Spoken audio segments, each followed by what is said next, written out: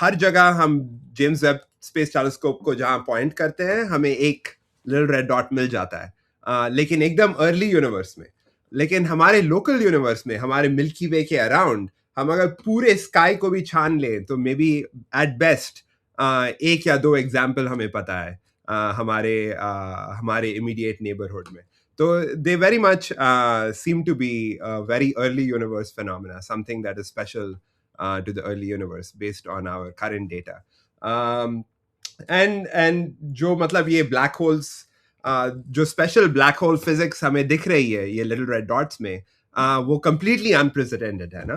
तो this is something that, this is why all the astronomers are so excited, right? Like it is very rare that you find like a completely new astrophysical object, right? Like imagine the people who found the first matlab, type of white dwarfs or neutron stars, yeah, pulsars, या fast radio बर्स, ये नए categories of objects जब पहले पहले discover हुई थी, उनके around इतनी मतलब everyone was so excited, right? Like we want to know what are they, what is their physics, like quasars for example in the 1960s.